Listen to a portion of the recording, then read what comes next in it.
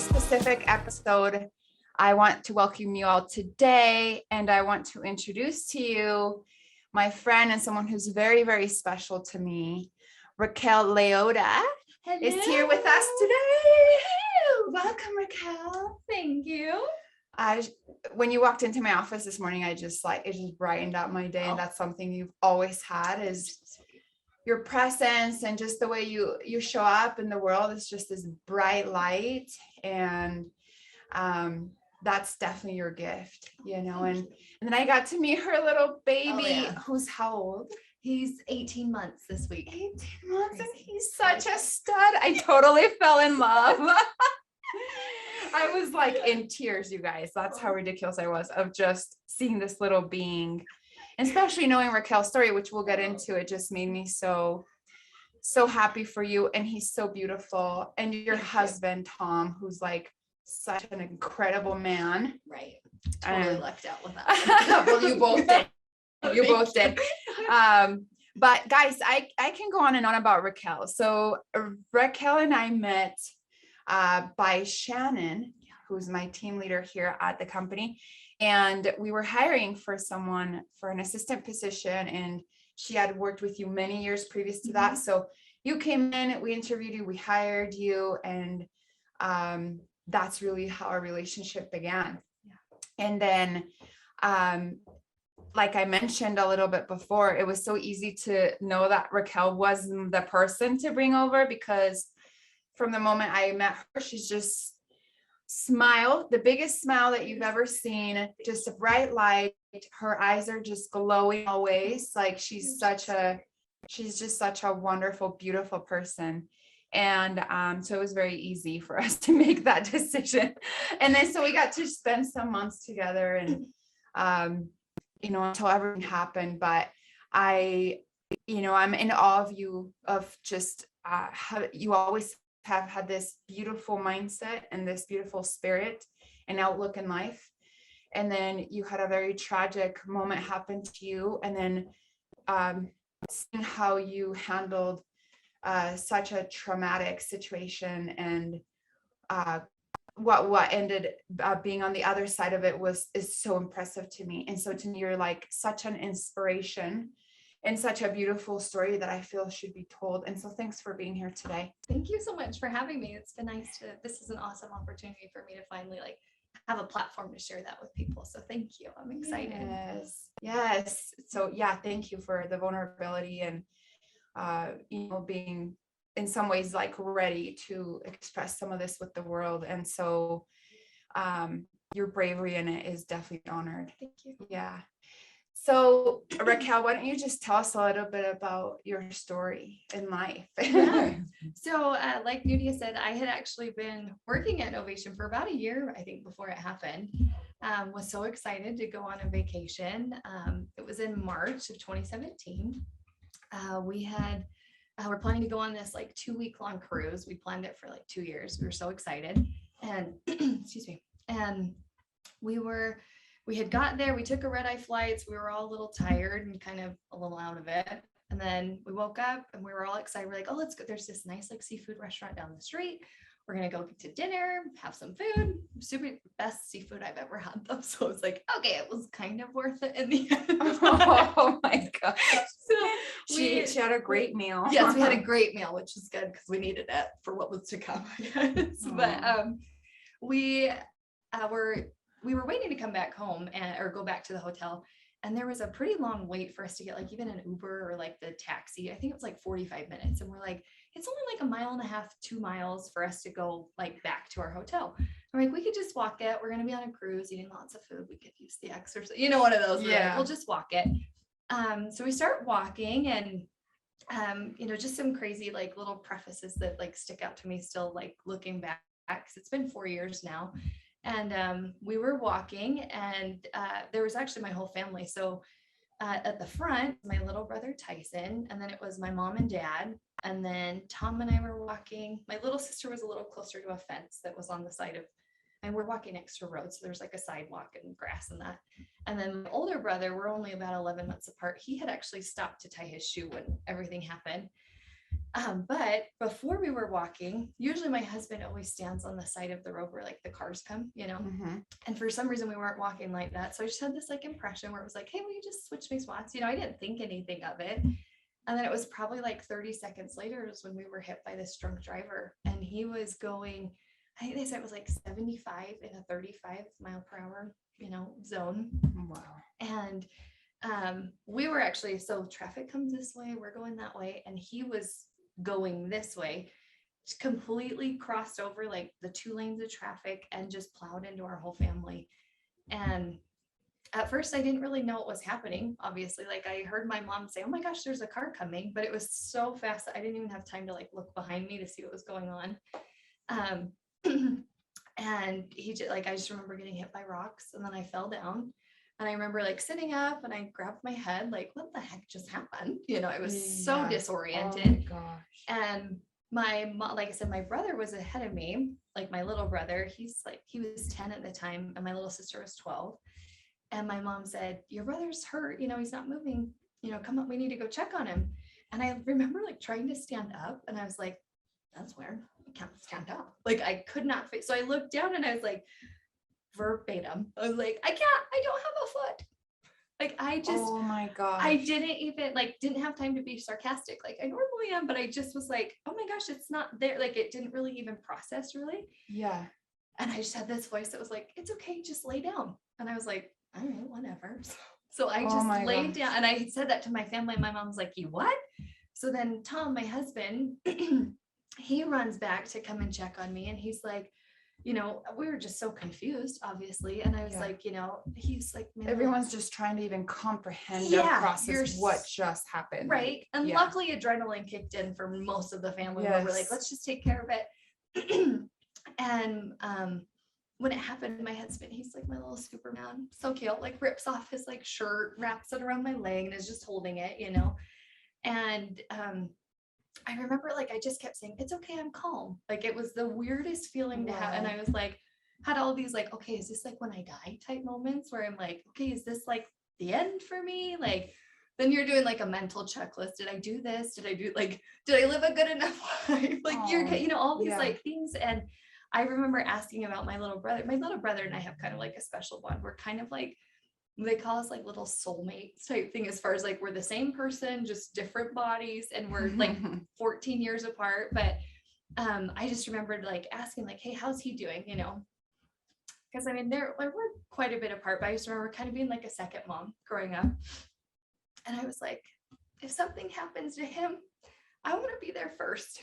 Like I don't want him to be, I don't want him to be there before me. And so I want to be there if something, I want to be the one to welcome him, or what. I don't know what I was thinking, So I just kept asking my family, like, how's Tyson doing? Is he okay? Is he breathing? And they're like, don't worry about him. Like, how are you? I'm like, I'm fine. Like, I knew it was so weird. It was like total out of body. Like, I was just like, it's okay. I didn't feel any pain right then. It's like, no, I'm fine. I just like, I'll be okay, and my husband's down there holding my legs, and I'm such a hopeless romantic. I'm like, if these are my last moments, I want you to be holding me. So he comes over, and he's just holding, and I'm just, I think right, you don't even know what. Yeah, and you're like I don't want to. You're really hurt, and but you don't know what else is probably going on. And I was like, too. If something happens to me, I want it to be you holding me, But and like I said, I mean, no, back up, maybe like a couple minutes, we were walking. There was actually a police car that drove past us. Okay. Mm-hmm. So he saw us on the side of the road. Well, when all of this happens, my dad's calling 911. We don't know where we're at. I mean, we're in a different state. And he's like, I know this is the restaurant we were at. We're right in this street that's like, we hadn't even gotten like a mile away, maybe a half a mile, not very far. But this police officer that had drove past us heard the dispatch report, and he's like, I just saw that family. That's not where they were at. So thankfully, he was actually the one that called back in and said, no, they're actually right here. Wow. So they were able to get an ambulance to us. Like, so really quick. I mean, obviously I didn't have this time management or know what time, how long it had been. But so when the ambulance came, they had one for my little brother. They had one for me.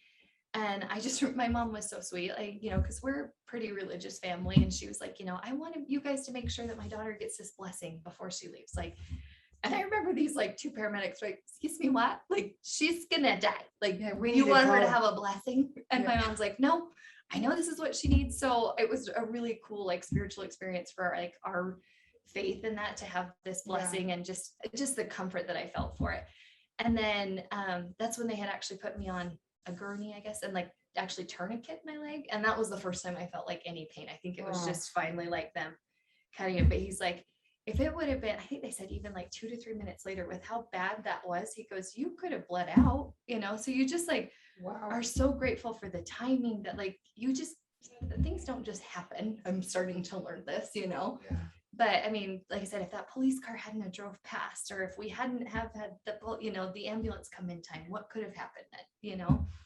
So anyway, we go to the hospital, and my little brother's in one room, and my, like, bless my dad's heart, so he rides with us both, right? My mom had to stay back with the gentleman that hit us and the police, all that fun stuff.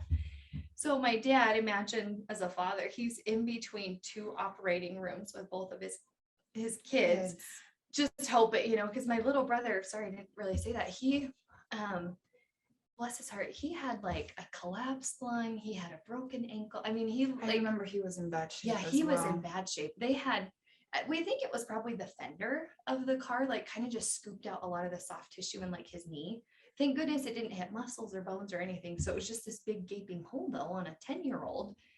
And so, and his lungs were like, he had bruises and cuts all, like he was just thrown like a little pretzel. So that was hard, you know, just seeing the condition he was in. So they actually put him in like a medically induced coma to try and give his body some time to like heal. Oh, wow. But with mine, so what we found was that he had actually, the gentleman that hit us actually hit a straight sign. And that stop sign is like, it just totally cut it completely off. My foot just, oh my gosh. Done. So it was that. Like there was literally no foot there. Woof, right? Wow. Here's Raquel though. I'm like, I just bought some new Nikes. Where is my Oh my God. I was so sad. Like, honestly, I remember you saying all the kinds of funny things and making gosh. like light of it. And I just, this is exactly what I'm talking about. Just thank you. Your lightness about it. You're making the best out of it, even though you were in excruciating pain, I know, for so long. Right.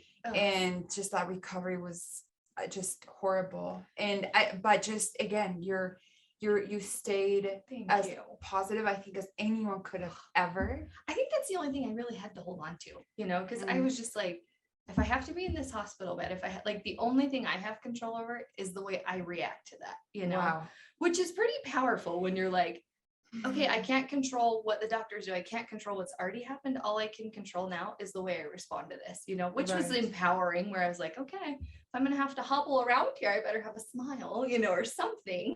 Yeah. But yeah, I remember they gave my parent, bless her heart, my mom like brought my little foot in a bag to the paramedic. It was like, here it is. Like, just, you don't realize, but you're like, okay, if you've got it, you can reattach it. It will be fine. Yeah. They ended up saying like, hey, if we attach, like, it would not give her the quality of life that she would have. They're like, prosthetics are so advanced now that they're like, you know, she would have a club foot if I tried to attach that. He goes, she wouldn't have any function, and probably in a year or two, when she's tired of it, she would just get it amputated anyway. So I'm really grateful for my parents and my husband that had to make that decision. I don't know that I could do that, because you think like aesthetically, like, no, I want to have like what looks like foot there, you know? Yeah. So I'm grateful that they had the trust and the knowledge to do that, and that they took my best care in, you know. And then so I was in Florida for probably, I think it was like 3 or 4 days, and then they kind of gave me the option. They're like, okay, if you can't, like, you can either do rehab at home or you have to do rehab here. That was the two other, we can't just like send you home. And so we like got things okay with my brother so that we could all leave on the same flight. And we took looked like Delta was awesome. Little plug for Delta. They came, like, bumped us up to like first class. I had like a little suitcase that they let me like put my little nub on, so that it wasn't like, because that was what was weird. Like for me, laying flat was like the least painful, but as soon as like any kind of like blood flow got down there, the pain was just insane. So to have it like as like flat as possible. So they were, you know, super awesome with that. My mom was my little nurse, like gave me my medicine, you know, so I just had an awesome support network. Like I'm grateful that we were all together, because I think it would have been that much harder, like if it was just my husband and I that had gone on vacation, but to have that much like family support for not only me, but for my husband too. Like he was always like, he was there the entire time. And you know how fun it is sitting in a hospital room, so for him to just have like, where he could trade shifts with people and just kind of get a break for a minute, it was a huge blessing. So we're grateful for that. And then I took a flight here, and then I was up at the University of Utah for three weeks doing rehab up there, which was basic. Most of it was like more occupational therapy, like, hey, how do you shower now? Or how do you hop around your house and be safe? And, then getting used to using a wheelchair all the time. Like, it's just totally different wheelhouse than what I was expecting, but I was really grateful for the doctors there. I mean, I had really good care. And then I was just kind of sent back home, and it was like, okay, now I have to figure out how to get around my house that has stairs. And I think I remember when I did get home, I had done some of the rehab, and I remember like, I was pretty good about not like, why did this happen to me? I'm like, I don't ever want to be that like, why me type thing. And I remember I was trying to go up the stairs, and I think I fell, and I just remember like crying, and I was like, I just need to know why this happened, or what I'm supposed to do with this now. And looking back, I think just realize, all you think about is like, oh, I'm in a wheelchair now. This is the rest of my life. Not realizing like, okay, be patient, you'll get a prosthetic, but like, all you can see is like right then. And it's like, I hate this. I can't, I've lost all my independence. I can't go out of the house by myself. And, and I remember like your whole life changes. And yes. And you're like, in a second, now what do? I remember like one moment that like a raw moment for us was my husband was taking me, we had just got back to our house, and I was using a walker and just like forgot I didn't have a foot, like just forgot. And so I like went to walk and totally fell on the so stupid. And my husband, anybody that knows my husband, he's pretty beefy. And I remember we were like just both raw. And I remember him, this dude, taking a wheelchair and throwing it across my garage, because we were just like so beside ourselves, and he was just like, I'm so sorry this happened, and he felt so bad, like, and not knowing, he had all this like survivor's guilt, because remember I had asked him like, hey, will you switch me spots, oh right, and he's like, it should have been me. And I just remember like grabbing him and saying, hey, I need you to have faith that like it was supposed to happen exactly how it did, because my husband, he plays football and he's very active, and he was the breadwinner and works construction. And I was like, my life is not as affected as your life would be, like I can still cheer you on from the sidelines in a wheelchair, like you can't play the sports that you play with that, what I mean? You could, technology's great, but do you know what I mean? Yeah. So I remember like, wow, that was kind of a big like turning point for both of us, where, because he had been, and I didn't realize that, had been carrying all this guilt, like it was supposed to be me. And I was like, wait a minute, you don't get to do that. Like we're in this together, so I think that helped both of us kind of reset our mindset and like, okay, we're in this together. So that was, just one of our many breaking moments. Although a breaking moment, but what breakthroughs you had. Yes, breakthrough is a better word. From it, like I could only imagine just from both sides, just feeling all the emotions, all the pain, right? And then having to not only deal with the physical like suffering, but also mentally, emotionally, right? You're kind of like, did you feel that a part of you was like grieving? Yes, I'm some so sort of like part of your part of life. Yes, and I'm so glad you said that. One of the best like breakthroughs that I had in like a rehab or like rehabilitation is I had this one. She was like a neurologist, but was more of like a physical therapist. But she's like, you have to give your body time to like grieve what it's lost. And like, if you talk about like the energy that goes through your body, like it's all connected. So, and I actually had really bad nerve pain, which is the best way to describe it is like when your foot falls asleep and that tingling. Okay. And when you step down and it gets more like, that's what happens all day long. It's literally, it drives you crazy. Right. Yeah. And they told me, they're like, it's kind of like static on a radio when you're like trying to like dial it in and you kind of just get these statics. They're like, until your body can like dial in or realize that it's gone, it's just going to get a stronger signal until it can just erase almost it. Like accept it that it's no longer there. Yeah. So that was where I was like, okay. And I remember trying medication and TENS therapies and meditation, and I just like could not get it under control. And because of that, I ended up having 2 revision surgeries to try and like chase the problem. And what they ended up doing is they take your like, so my first surgery I ended up having where like I started having like bone growth. So it was like, it's not pretty. I guess my leg was trying to grow back and not very successful. Oh my It's God. so weird. Isn't that though incredible that Yes. the human body, what Yes. it tries to do? I'm fascinated. Oh yeah. And that's what they said. They're like, because you were healthy when it happened, you didn't like, I didn't like a lot of people that like if they're diabetic or they have a cancer, your Yeah. body kind of like disassociates it from it. So it, you know, sometimes it can do better when it gets amputated. But they're like, because you were otherwise healthy, your body's still trying to figure out where it went or how it can get it back. And I was like, oh, that like that had not even like dawned on me, you know. I was So like, incredible. okay.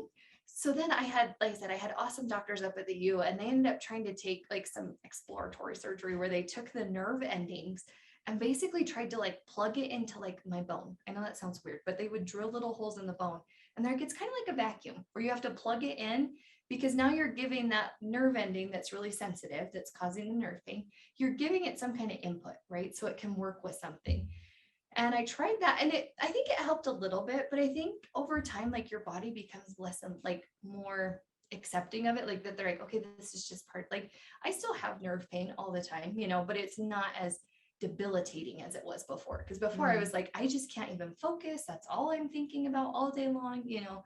So I'm like, over time, I mean, it's been 4 years, but I feel like my body's finally like, okay, I understand it's not here anymore, but we're still kind of trying to figure things out, you know? Yeah. But Just allowing it to Yeah. do its thing. But I mean, it's Wow. the body is incredible, you know, and I've just been like so grateful that I haven't had many complications as far as that. Like I had a couple revision surgeries, but other than that, I haven't had much like tissue breakdown, which a lot of amputees experience, you know, or other things. So I'm very grateful for that, you know. But I remember right when it happened, you know, back to kind of what you were talking about, like, did you feel like you were grieving? Then there's that mental aspect where I was like, I want to have kids, you know, and I was Yeah. like, my husband and I had been actively like trying to have kids for, you know, 6-7 years. And it was just like, Yeah, no, you had a vision of like, you had Yes. this like dream of Yes. what you wanted. Yeah. Right. And now you're like, okay, now I've got to go back to square one, or how does this fit into my plan now? You know?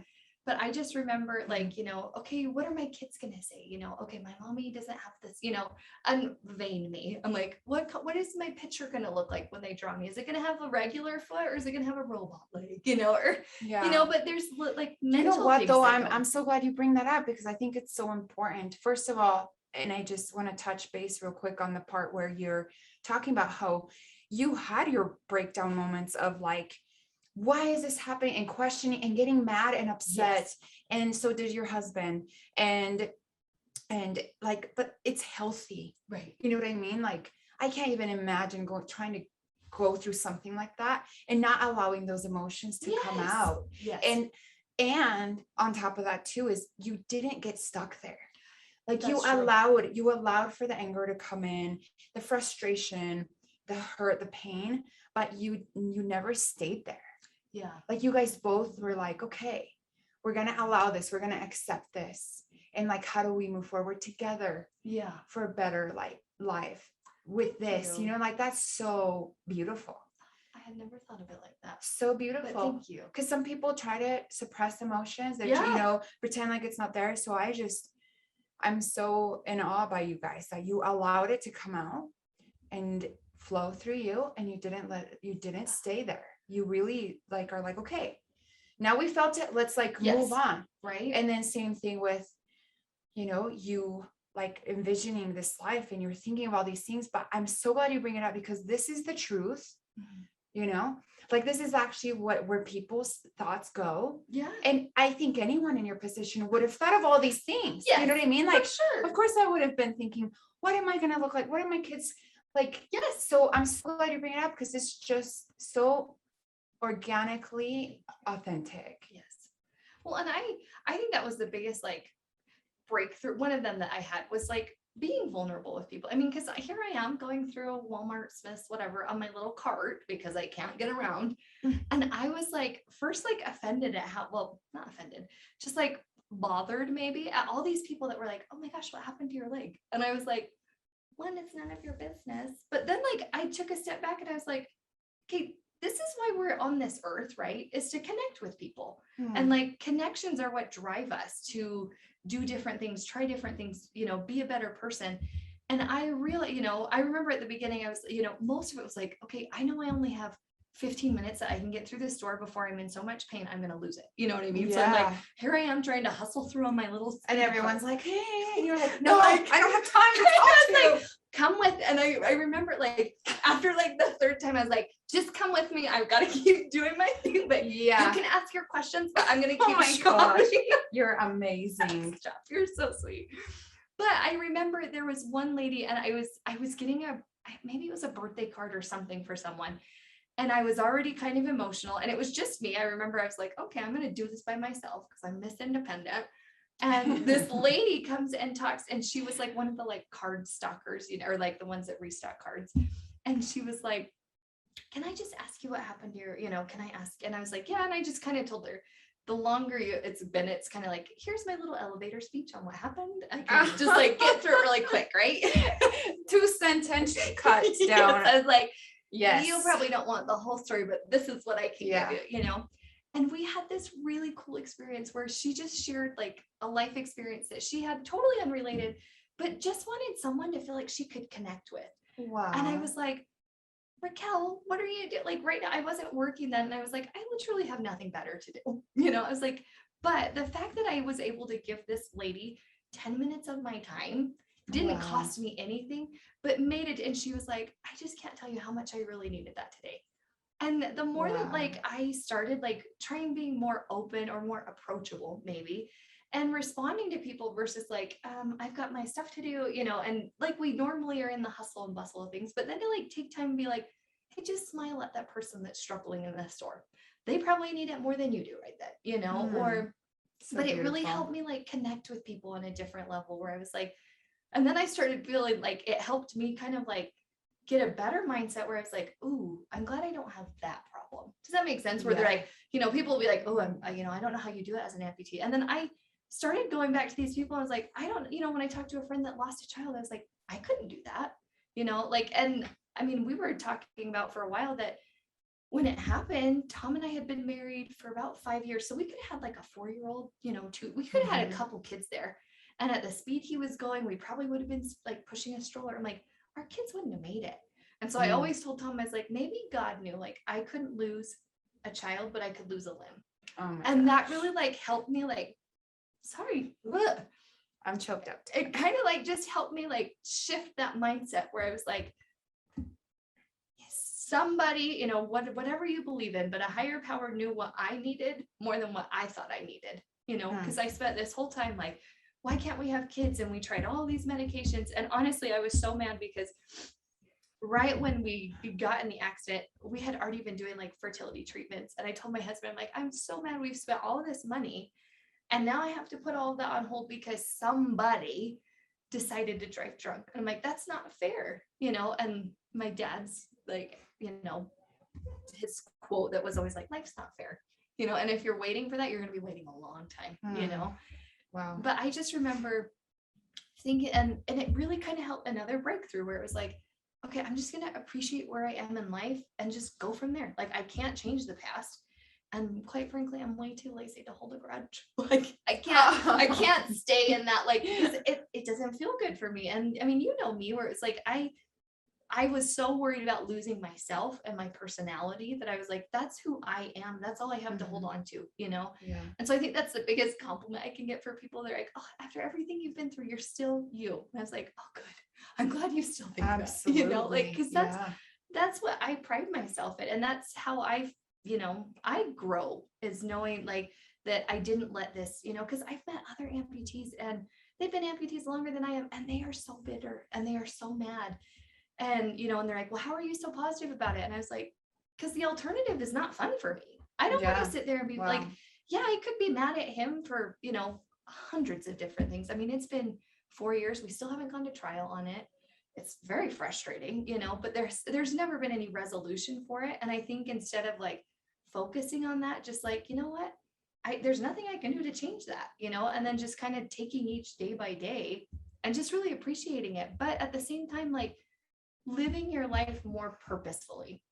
it really helped me when we would go to family gatherings. Like, I don't want to be on my phone the whole time, you know? So I've known, like, there were lots of things where I was like, oh my gosh, I could have missed all of this, you know? So I remember, like, my husband, I'm sure I kind of looked weird because I just would be like smiling at everybody. You were just genuinely just- happy to just be yes. there. Oh my gosh. Well, and just like going to lunch with a friend, like realizing how special and how, like, what a treat that really is, you know? Wow.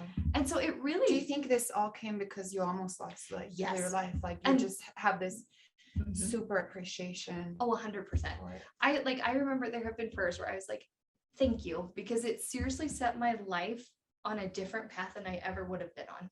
And I don't know that I could have gotten the same result in an easier way. Does that make sense? You know? Yeah. So in a way, I'm like, you know, my husband and I were even talking the other day. I'm like, you know, because I'm like, okay, I could have this awesome career. I could have had all of these amazing things. But then I tell Tom, like, but like at the end of the day, that doesn't matter. Like, I'm grateful for the relationships I have. Like, my Absolutely. relationships are so much deeper and so much more meaningful, and they mean something to me now, you know? So it's like when I text a friend out of the blue, like, I've genuinely been thinking about you for a week and I just wanted to say hi, you know? Mhm. But it really makes you just appreciate, because you don't, like, you hear it a million times, but like, it could be gone tomorrow, you know? And when that finally comes to you, you're like, oh my gosh, I just want to absorb all of these moments, you know? And so that's where, like, I'm grateful right now Wow. that I get to stay home with my little Tomasi, because I'm like, I get to watch you throw sticks and rocks, like things, like I just sit there and watch him because I'm like, he's so happy. But I'm like, I waited so long for this, like, Yes. and I almost didn't have that, you know? So Yeah.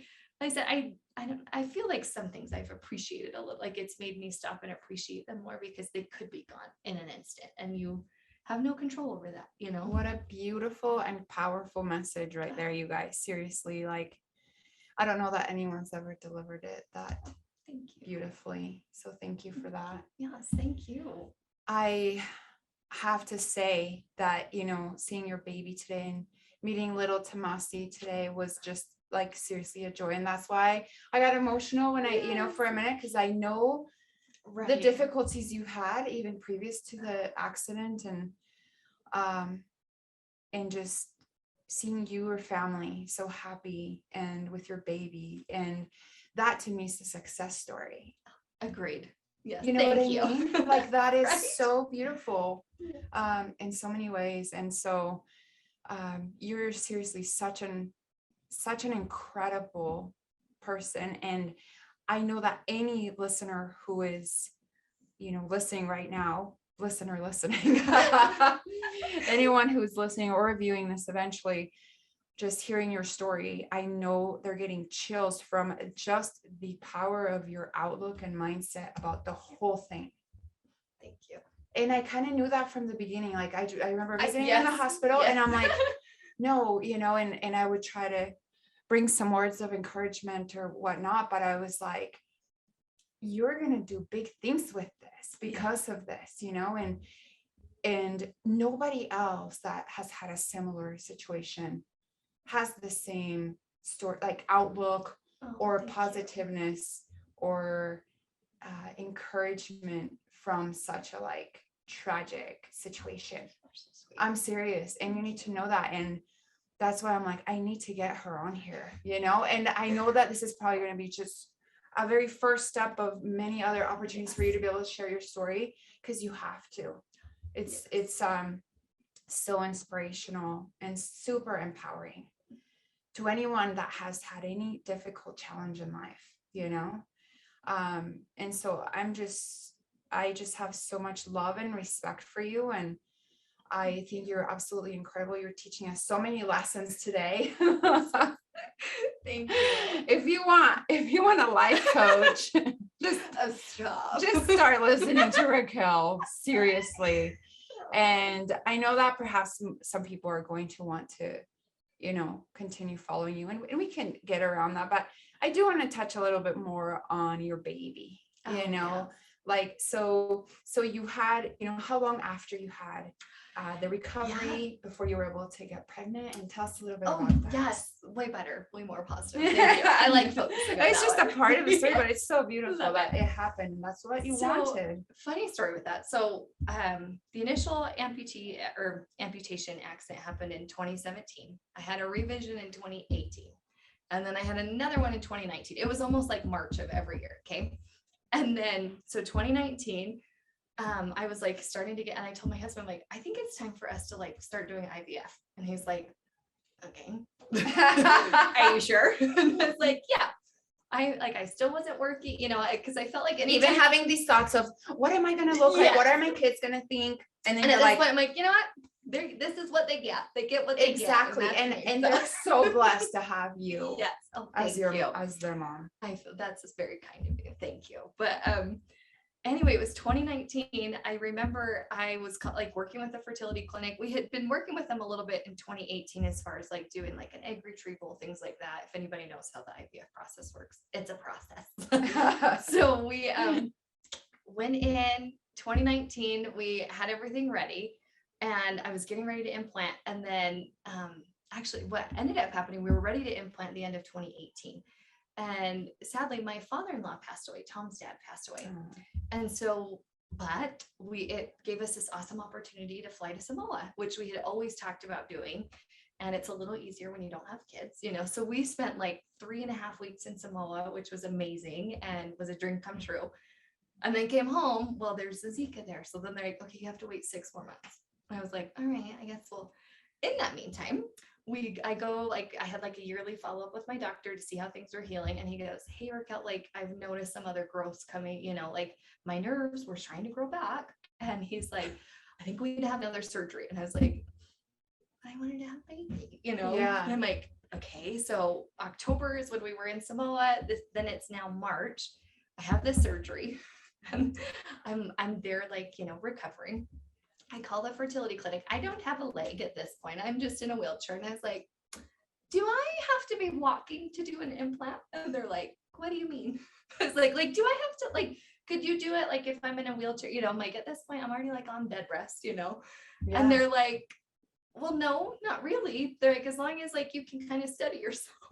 So I kid you not, I got like a temporary prosthetic in, what was it? The end of May.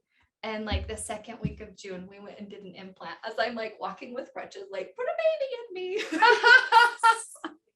Well, I don't know what we were thinking, but I'm glad like it all worked out. Yes. Everything went so smooth. Like it could not have worked out better for us. Wow. It was a like awesome implant. Everything took well. And then I had an awesome pregnancy with him. And then we had him March 7th, which everybody knows was like a week before lockdown. And I thought I was going to have this big chunky baby. And so I had all these big clothes. He was itty bitty. So I could not find any newborn diapers. And it was, oh my God. I was just a hot mess. And then there was the earthquake. And then there was all these All things. the And I was things. like, okay. What is happening? We brought a child into this. Yeah. Like, it was Yeah. just crazy. But at the same time, like I feel like I might be the reason we had this pandemic because my husband got like furloughed. So he stayed home and I was like, I don't know that I would have made it those first couple months if he wasn't there. So I'm like, okay. So it took us a couple months probably like 6 months to figure out what we were doing as a family. And now I'm like, okay, we're doing good. We've got this under control. So beautiful. And But he's yes. so gorgeous. Thank you. I got to meet him. He hugged me, guys, a couple of times. I was so happy about it. Yes. And he has just beautiful smile, beautiful hair. So cute. Thank you. Congratulations on. We think so, but it's nice when other people thank you. Well, that to me is your belief, you know, like it was like, I'm going to continue living my life and finding a way. And this doesn't define you. Like your identity of who Raquel was before the accident and still is who you are. And I know that you know, that's the truest compliment someone can give you, but that is the truth. Like you're not your leg, you're not your foot, you're not your hair, you're the spiritual being who is having a human experience. And the fact that you were able to like really understand that, and that's what you always project, like you will continue being that big bright light that just shined on all of us today. Welcome to church today. But no, thank you so much for sharing your story in detail and thank you. Just taking us back there. I'm sure it's not very easy, you know, to revisit those things. And I definitely I definitely would love to hear the end. And I know there's going to be an end because there's always like justice needs to be there. Yes. And it is hard to hear that they're still in it. What's the latest update with that? We were actually supposed to go to trial sometime this month, and then I just got an email just yesterday, and she's like, we're having some issues, so it might be pushed back to like October, November. So it's so hard. COVID makes it hard because then like my attorney's been really good where he because it's actually, I don't have a personal attorney. It's actually the state of Florida that's going after this guy because they're like, this was like a public endangerment, Absolutely. And they're like, there's just, they want to make sure that we can have like an actual jury there versus a virtual jury, because they're like, we need these people to see how this has affected your family, you know? Absolutely. And I've had a couple of my attorneys where they're like, Raquel, you need to not be so positive, because they need to know you're struggling. Yeah. They're like, can you come on court and not justify normally, like stick to the painful parts. The painful part. I'm like, I'll bring my walker in, and I'm just like, that's so cute, because it's so what you would do. They're coaching you like, please stick to this side of the story. Don't say this. Don't focus on this. Yeah. Oh, that's so funny. Yeah, but that has to come to a completion at some point. And I do think it's so important that you're like detached from it, so it doesn't overwhelm your life. You've chosen to continue to live your life and not give it a ton of energy. So your bitterness and anger and all those things focused on that. Why would you want more of that? Yeah. So I think it's beautiful that you have, and at the same time, like definitely there needs to be some justice there for you and your family and everything you guys went through. And your brother, how's he doing? He's actually doing really good. He's playing football this year. Kids are so resilient. Yeah. He actually did football that same year we got in the accident. Wow. So I'm like, kids are so resilient, and he's doing really good though. So it's been nice to just see that our whole family has still continued living. We're trying not to let this change everything, And didn't you guys end up going to a cruise? Yes, we did. Because that was the whole plan. Obviously, it got completely ruined. And then I remember you guys all went on one and actually did it. And special plug for Royal Caribbean. They were so sweet. They gave us like a paid in full voucher. So we went a year later. Yeah. And I remember we went snorkeling, and one of the little guides from the island, he's like, "Oh, you look like a little mermaid out there with your little fin." I was like, "Oh, thank you." Like, I'll take a little I'll be a mermaid. But I was going to touch base just for a minute. You've always been so good about like, when you have something and then giving back, and because of that, like you actually inspired me to go volunteer my time with the Amputee Coalition. So I'm actually a certified peer visitor and a lead advocate for them. So I get to talk to amputees all over the country. I mean, I worked with like 5 or 6 of them, and it has been the best like healing experience for me because I get to talk to other amputees. And there's even been people that have been considering amputations and that, but it has been such a shift for me to be able to like help these people. And one of them, he will just call me and say, "Hey, I just needed to talk to you because you're so happy." But it has been such an awesome opportunity for me to just feel like I'm giving back to a community that has really like taken me in and helped out. And so thank you for that. Cause I'm my gosh, this is one of the things you've always like kind of like always instilled working here. And so I wanted to make sure I did that. So thanks for your encouragement to do that. Oh my gosh, Raquel, you're wonderful. And I love that you're doing that. That's so cool. Great. And I love how you said like it's also been very healing for you. Like not only are you helping other people heal, it's also creating more of that within you, which is so amazing. That compound effect of it all. Yes. And so okay, if somebody would love to continue maybe following your story, or if perhaps they would want to maybe get a hold of you, is there some sort of email, or how would you like for someone to perhaps reach out to? Either one, I'm pretty flexible. I can like give you my phone number or whatever is easier. I can, we could. Let's not give her phone number out. Like, I'm a little bit like protective of her. Girl, we're not gonna have people blowing you up. But probably an email or even social media, whatever you. So I did just set up a Twitter. Just yesterday. Did? Yes. So for the Amputee Coalition, I was doing some stuff for them. Awesome. So I think it's just at Raquel Leota, if you want, so we could try that. And then I love it. I do have an email. It's Raquel Leota or Leota Raquel at Gmail. So Leota Raquel at Gmail, and it's spelled Leota and then Raquel at Gmail. Awesome. So either of those. Either of those would be wonderful. Any last thoughts that you'd like to leave the audience with?